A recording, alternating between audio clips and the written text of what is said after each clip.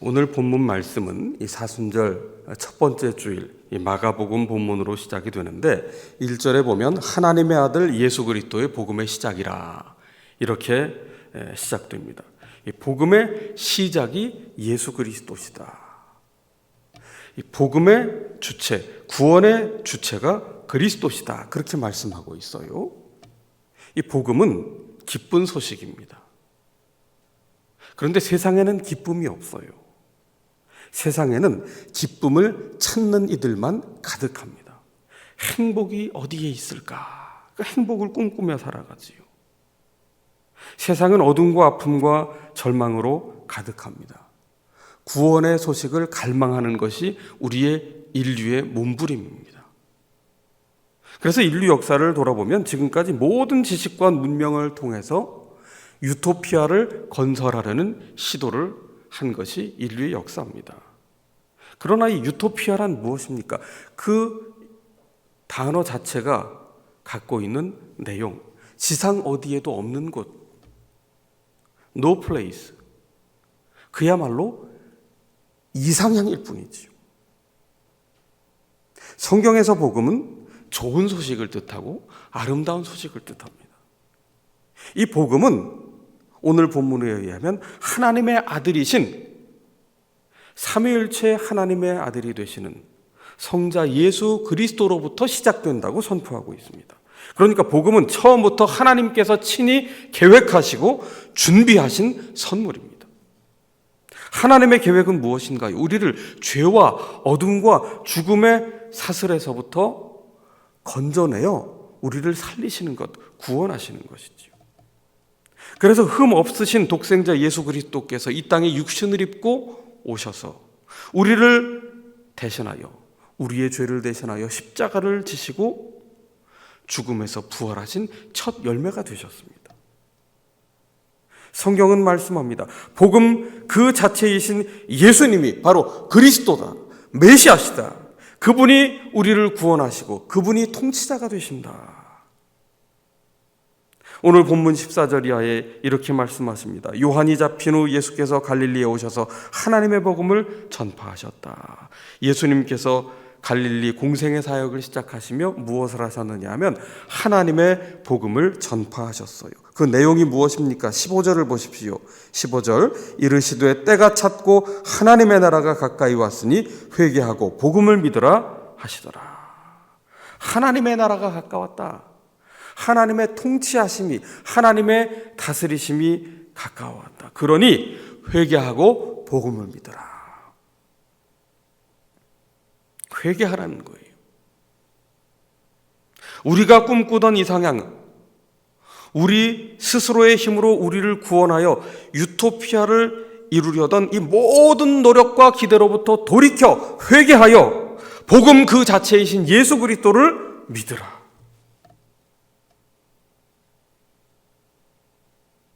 당시 사회는 로마가 지배하던 사회입니다. 로마의 아우구스투스 황제를 기리는 기념비에 보면 이런 글이 있습니다. 그를 통해 전쟁이 그쳤으며 온 세상에 질서가 생겨나게 되었다. 그 신 아우구스투스의 탄생일이야말로 그를 통해 모든 사람에게 온 세상을 위한 복음들의 시작이었다. 당시 로마는 아우구스투스를 왕이 아닌 황제로, 심지어 신으로 격상을 시켜서 숭배의 대상으로 여기기까지 했습니다. 그래서 황제인 아우구스투스는 신, 곧 주가 되었지요. 그래서 아우구스투스의 생일을 기리며 그것은 단지 왕의 출생이 아니라 복음들의 시작이라고까지 표현을 하고 있습니다. 그러나 성경은 복음들이 아닌 복음이라는 단수로 표현하고 있어요. 세상의 황제가 복음이 될 수 있는 것이 아니라 오직 예수 그리스도 한 분만이, 하나님의 아들 한 분만이, 독생 성자 한 분만이 유일하신 복음이요 구원자요 통치자라는 뜻입니다. 그래서 예수님께서는 요한복음에서 내가 곧 길이요 진리요 생명이다. 유일한 길이고 유일한 진리이고 구원에 이르는 유일한 생명이다 말씀해 주신 것이지. 메시아이신 예수 그리스도의 복음, 이것은 이미 로마의 황제 아우구스투스가 탄생하기 훨씬 이전인 선지자 이사야를 통해서 선포되었습니다. 하나님이 왕으로 통치자로 이 땅에 오시는 것을 이사야 52장을 통해서 좋은 소식이라고, 아름다운 소식이라고, 복음이라고, 유일한 복음이라고 선포하고 있습니다. 이사야 52장 7절을 보시면 좋은 소식을 전하며 평화를 공포하며 복된 좋은 소식을 가져오며 구원을 공포하며 시온을 향하여 이르기를 네 하나님이 통치하신다 하는 자의 산을 넘는 발이 어찌 그리 아름다운가. 이게 복음입니다. 하나님께서 친히 계획하시고 친히 이루시는 유일한 복음, 어느 누가 대신하거나 황제조차도 흉내낼 수 없는 복음, 오직 그리스도를 통해서 이루어내신 복음입니다. 세상 황제는, 아우구스투스는 자신을 스스로 복음이라고 선포하며 권력으로, 돈으로, 힘으로 백성 위에 군림을 하려고 합니다. 그러나 진정 복음으로, 유일하신 복음으로 이 땅의 구원자로 통치자로 오신 예수 그리스도, 그분은 자신의 온 생명을 다 바치시기까지 죄로 인해 죽을 수밖에 없는 우리를 살리시기 위해 친히 십자가에서 보혈을 흘리신 분이십니다.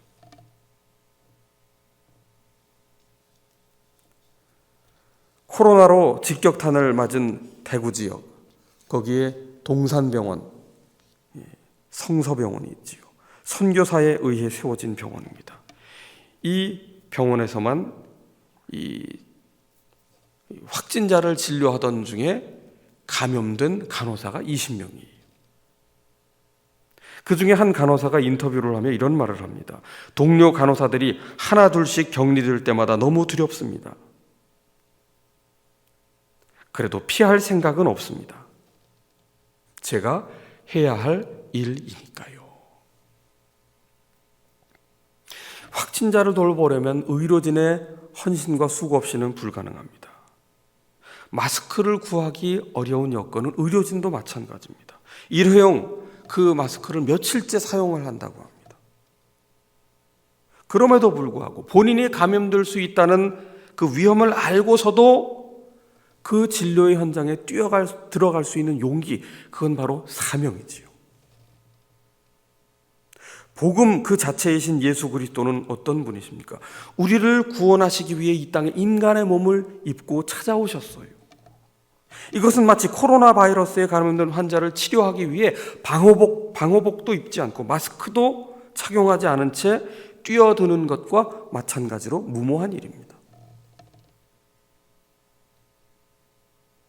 우리 삶에 코로나 바이러스와 같은 치명적인 바이러스가 있어요. 그것은 바로 죄악의 바이러스입니다. 우리가 지금 바이러스 감염 방지를 위해 얼마나 위생을 철저히 합니까? 하루에 손을 몇십 번씩 씻나요? 휴대용 손 소독제를 갖고 다닙니다. 마스크를 착용합니다.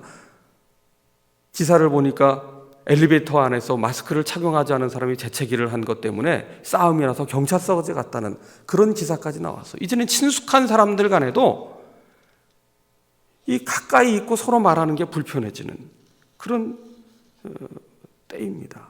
자가 격리를 해야 되는 때입니다. 최대한 사람 만나는 일을 회피하고 많은 사람 모이는 곳에 가지 않습니다. 바이러스로부터 보호하기 위함이죠. 우리가 지금 영상으로 예배를 드립니다. 주일에 교회에서 모여 예배를 드릴 수 없는, 교회를 폐쇄한 그 이유 때문이지. 우리 한국 교회는 짧은 선교의 역사지만 일제강점기에도 6.25 동란 중에도 교회는 문을 닫지 않았습니다. 핍박 중에도 성도는 신앙을 지켰어요. 심지어 해방 이후에 단지 신앙 하나 지키기 위해 공산당의 박해를 피해 모든 재산을 저 이북에 버려두고 삼판선을 넘어 월남한 수많은 실향민들이 있었어요. 단지 신앙 하나 때문에. 그럼에도 우리가 지금 교회를 폐쇄했습니다. 어떤 핍박이 없는 가운데서도 폐쇄했어요. 우리가 지금 영상으로 각자의 처소에서 혹은 가정에서 예배를 드립니다. 이것은 신앙이 없거나 믿음이 약하기 때문이 아니에요. 이웃과 국가를 지키기 위한 자기 희생입니다. 영암교회가 교회를 폐쇄할 수밖에 없는 이유는 단 하나예요. 생명을 보호하기 위함입니다. 국민의 생명을 보호하는 것은 하나님의 자녀로서 마땅한 일이기 때문입니다. 더욱이 오늘은 사순절 첫 번째 주일입니다. 우리를 죽음에서 구원하기 위해 십자가를 지신 예수님의 사랑을 실천하는 작은 일에 참여하고 있는 것이죠. 교회는 본디 교회만을 위해 존재하는 곳이 아닙니다. 교회는 이웃과 세상을 살리기 위해 존재하는 곳입니다. 전염병이 지역으로 확산되는 상황에 예배를 포기하는 것은 믿음을 저버리는 일이 될 수 없습니다. 공공성을 지닌 교회로서 마땅히 행해야 할 일입니다. 오히려 이러한 기회에 가정과 일상에서 우리가 살아가는 삶의 현장에서 그동안 소홀했던 예배의 자리를 견고하게 세워가는 기회로 삼으시기 바랍니다. 매일 성경을 묵상하십시다. 성경을 조금씩 통독하십시다. 마가복음을 통독할 수도 있고요, 신약 전부를 통독할 수도 있습니다. 그리고 기도의 엎드림이 회복되는 시간이 되기를 바랍니다. 우리의 가정과 일터와 이웃을 위해, 그리고 나아가서 대한민국을 위해, 코로나로 신음하는 온 세상이 치유되고 코로나가 종식되기 위해 여러분 매일 5분을 묵상하십시다. 그리고 5분을 성경을 통독하십시다. 그리고 5분간 기도하십시다. 우리와 이 세상이 다시 회복되기 위하여, 우리의 내면에 황폐화된 영적 터전이 다시 옥토로 가꾸어지기 위해, 우리의 영혼이 성장하기 위해 다시 한번 흩어진 우리의 일상의 자리에서 예배의 끈을 붙잡고 말씀으로 기도로 엎드리는 우리 모두가 되기를 바랍니다. 자, 이렇게 우리는 바이러스에 감염되지 않기 위해 개인 위생에 주의할 뿐 아니라 교회 폐쇄라는 특단의 조치까지 취했습니다. 그렇다면 우리는 죄악의 바이러스에 감염되지 않기 위해서 영적인 위생을 위해서는 얼마나 철저했는가? 죄악의 바이러스도 전염이 됩니다. 아담과 하와를 보세요. 혼자서는 죄를 짓지 않았는데 두 사람이 죄를 모의하자 안심하고 선악과를 먹었습니다. 바벨탑을 쌓을 때는 수많은 사람들이 죄에 의기투합을 했기 때문에 그것이 죄인 줄 몰랐습니다. 여러분, 죄악의 바이러스가 지닌 치사율은 얼마나 될까요? 죄악의 바이러스가 지닌 치사율은 100%입니다. 죄악은 항상 달콤한 유혹으로 우리를 속입니다. 하지만 죄악의 미끼를 무는 순간 우리는 반드시 죽습니다. 죄의 삭은 사망입니다. 한 번 죽는 것은 하나님이 정하신 것이요 그 후에는 심판이 있으리니 라고 말씀하셨습니다. 제가 아는 타교단의 교회에 출석하는 분이 오랜만에 만난 자리에서 이런 말씀을 하시더군요. 한 번 죽는 것은 하나님의 정하신 것이요 그 후에는 보험이 있으리니.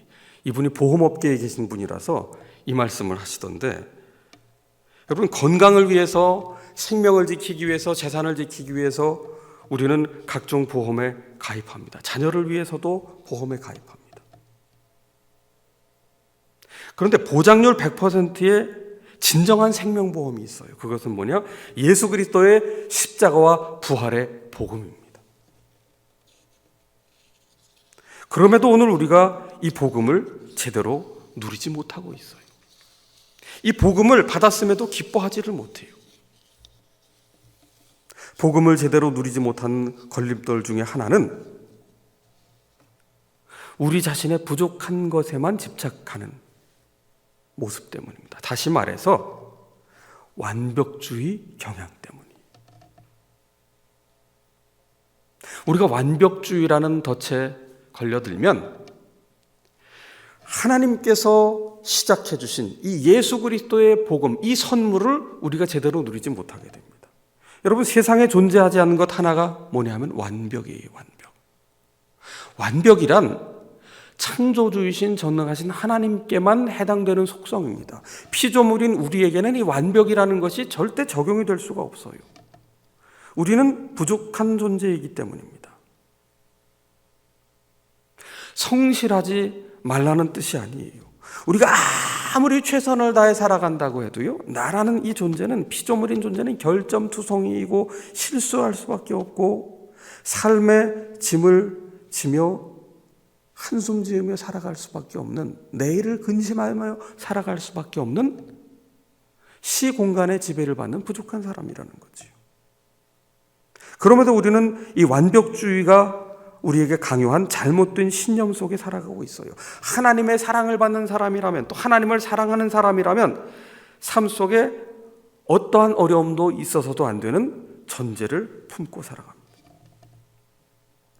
내 삶은 완벽해야 되는데, 내 삶은 이상적이어야 되는데, 살아가다가 어려움을 만나면 절망하는 거예요.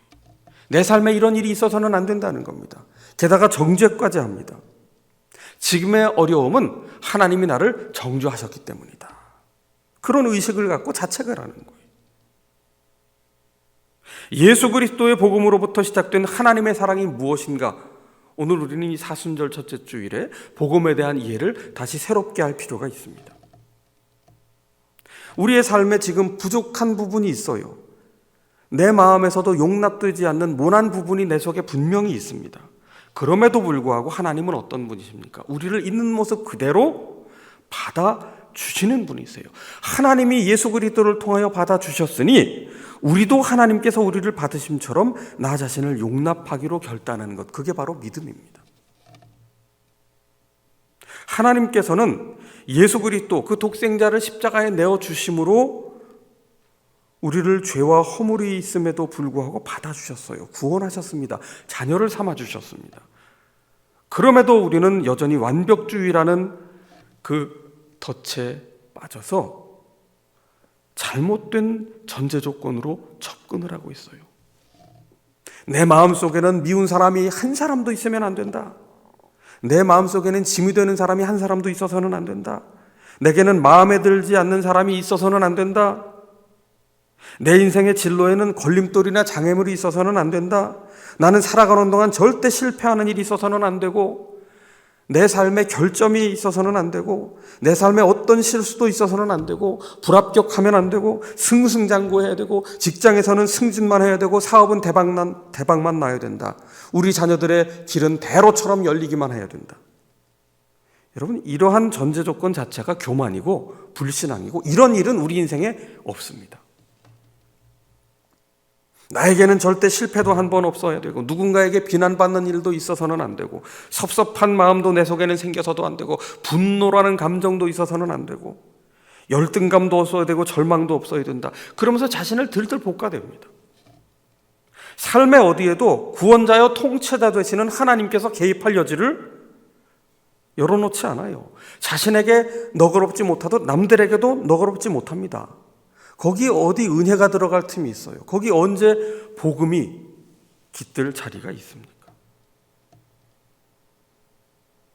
여러분, 예수 그리스도의 복음에 담긴 하나님의 사랑이 무엇인가요? 나의 모자람에도 불구하고, 내 삶을 짓누르는 무거운 근심과 짐에도 불구하고, 나의 부족하디 부족한 허물과 결점에도 불구하고 거기에 더 이상 집착하지 않기로 결단하는 것, 더 이상 내 문제가 아닌 나를 구원하시는 주님께로 시선의 초점을 옮기는 것, 삶의 주인이시오 통치자이시오 구원자 되시는 하나님께 시선을 옮기기로 결단하는 것. 그래서 나를 받아주시고 용서하시고 구원하시는 그 하나님의 긍휼하신 사랑, 십자가에 담긴 사랑을 나의 온 인격으로 받아들이며 감사로 고백하는 것, 그것이 복음을 누리는 길이요 믿음으로 반응하는 것 아니겠습니까? 여전히 허물 많은 죄인이지만, 여전히 자주 넘어지지만 하나님께서 그 사랑으로 나를 품어주시기에, 그래서 오늘도 천부여 의지 없어서 손들고 옵니다, 이렇게 고백하는 사람이 바로 예수 그리스도, 복음이신 예수 그리스도를 믿는 하나님의 자녀입니다.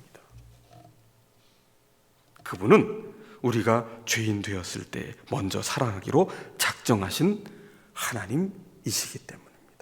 이 사순절 첫째 주일, 조건 없이 우리를 받아주시는 그 하나님의 넓고 크고 측량할 수 없으신 그 사랑의 품에 푹 안기는, 그래서 우리의 영혼이 안식을 누리고 노임을 얻는 그런 사순절이 되기를 바랍니다. 기도합시다. 하나님 아버지, 우리의 조바심과 우리의 연약함을 넘어 조건 없는 사랑으로 우리를 사랑하기로 작정하신 하나님께서 예수 그리스도를 통하여 복음을 시작하여 주시고 십자가와 부활을 통하여 우리를 구원하여 주시사 하나님의 자녀 되게 하신 것 감사를 드립니다. 이 환난의 때에 하나님의 그 조건 없으신 사랑의 넓으신 품에 안겨 참된 안식과 평안과 위로를 누리는 하나님의 자녀로 살도록 복음의 은혜 가운데 머물게 하여 주옵소서.